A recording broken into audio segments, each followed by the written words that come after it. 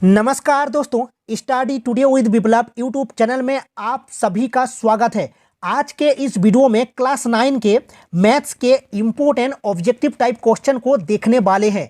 सारे के सारे question exam point of view से काफ़ी ज़्यादा इम्पोर्टेंट है। आपके आने वाले वीकली टेस्ट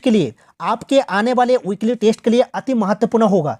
वीडियो को अंत तक देखिएगा, वीडियो को लाइक करिएगा और दोस्तों में शेयर करिएगा। तो चलिए शुरू करते हैं। पहला क्वेश्चन गिवन है, ध्यान से देखिएगा। दो समांतर चतुर्भुज बराबर आधारों पर और एक ही समांतर रेखाओं के बीच स्थित है, उनके क्षेत्रफलों का अनुपात क्या होगा? तो चलिए इसको फिगर से समझते हैं। दो समांतर चतुर्भुज एक ही आधार और एक ही समांतर रेखाओं के बीच स्थित होना चाहिए। तो देखिए, दो समांतर चतुर्भुज में खींच लेता हूं।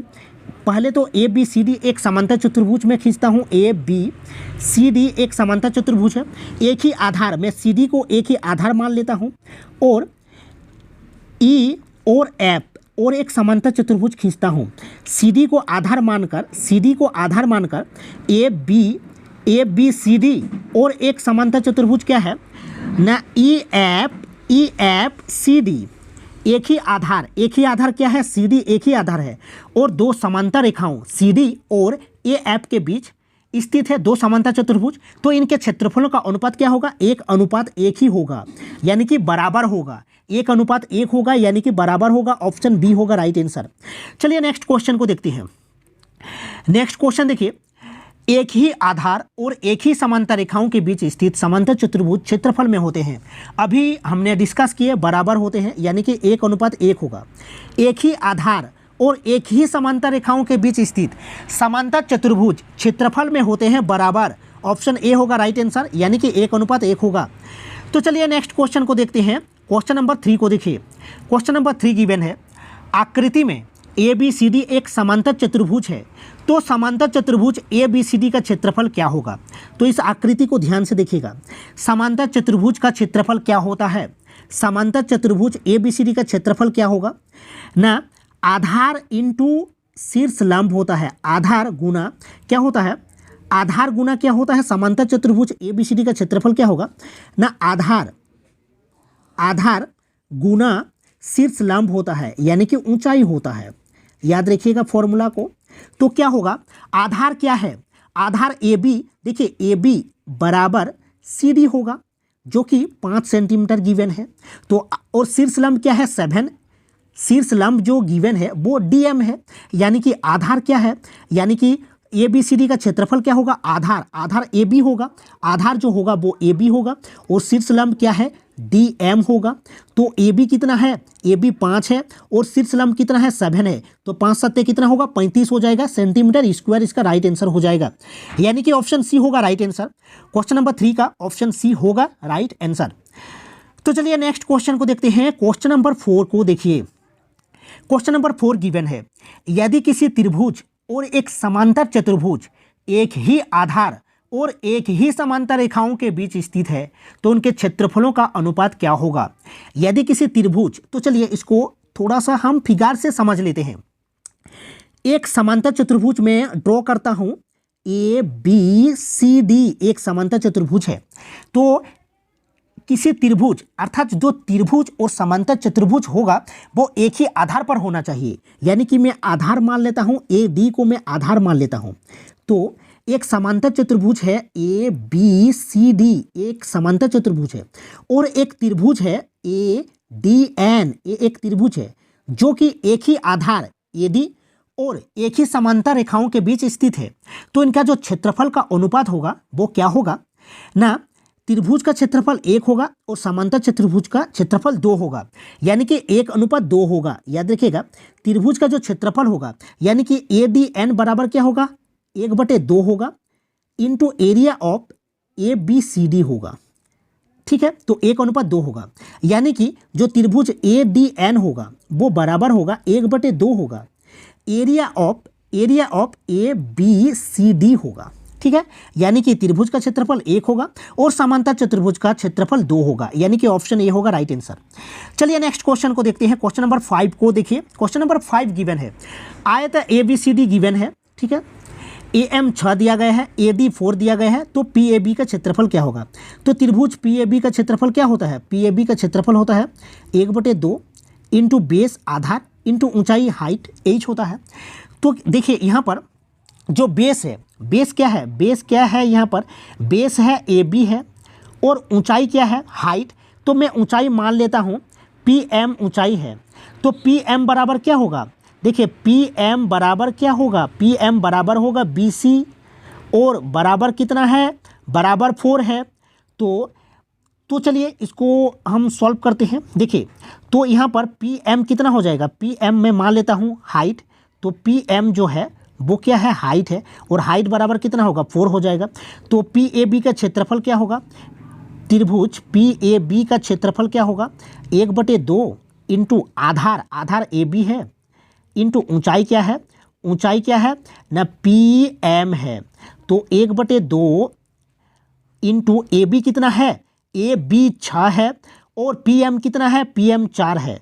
तो इसको जब हम सॉल्व करेंगे तो 2 3 यानी कि 12 सेंटीमीटर स्क्वायर इसका राइट आंसर हो जाएगा। ऑप्शन बी होगा राइट आंसर।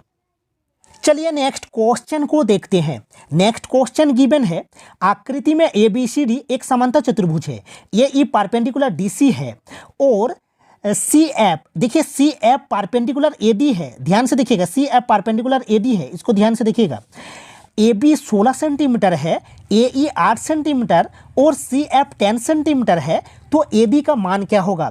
तो ये जो क्वेश्चन है इसको हम एरिया बराबर एरिया से सॉल्व करेंगे, यानी कि क्षेत्रफल बराबर क्षेत्रफल से इसको सॉल्व करेंगे। ध्यान से समझिएगा, इसको हम क्या करेंगे? एरिया बराबर एरिया से सॉल्व करेंगे। तो चलिए देखते हैं। देखिए समांतर चतुर्भुज का एरिया क्या होता है? समांतर चतुर्भुज का एरिया होता है आधार इंटू शीर्ष लंब होता है। तो देखते हैं, मैं आधार CD मान लेता हूँ, मैं आधार को CD मान लेता हूँ इंटू शीर्ष लंब क्या होगा? AE होगा, AE होगा। तो समांतर चतुर्भुज ABCD का जो क्षेत्रफल होगा वो CD इंटू AE होगा, और समांतर चतुर्भुज ABCD का जो क्षेत्रफल होगा वो आधार इंटू शीर्ष लंब होगा। यानी कि मैं आधार मान लेता हूँ, मैं आधार मान लेता हूँ AD को, मैं आधार मान लेता हूँ AD को, AD मान लेता हूँ, और शीर्ष लंब मैं मान लेता हूँ CF को, मैं शीर्ष लंब CF को मान लेता हूँ। तो देखिए समांतर चतुर्भुज का जो एरिया होता है वो आधार गुना शीर्ष लंब होता है। तो CD कितना गिवन है? CD देखिए AB अगर 16 है तो CD भी तो 16 हो जाएगा ना, क्योंकि समांतर चतुर्भुज के आमने सामने का जो भुजाएं होते हैं वो बराबर होते हैं। तो CD कितना हो जाएगा? 16 हो जाएगा। और AE कितना है? AE 8 है, बराबर AD को हमें निकालना है, तो AD को हम रख देते हैं जैसा है AD, और CF कितना है? CF 10 है। तो AD बराबर कितना हो जाएगा? AD बराबर हो जाएगा 16 गुना 8 बटे 10। तो इसको हम जब सॉल्व करेंगे तो कितना होगा राइट आंसर ना? 12.8 होगा इसका राइट आंसर। कितना होगा? 12.8 होगा इसका राइट आंसर। तो ऑप्शन डी हो जाएगा राइट आंसर।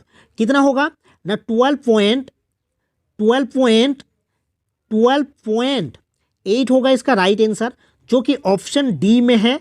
ऑप्शन डी हो जाएगा राइट आंसर। तो चलिए नेक्स्ट क्वेश्चन को देखते हैं। Next question, question number 7।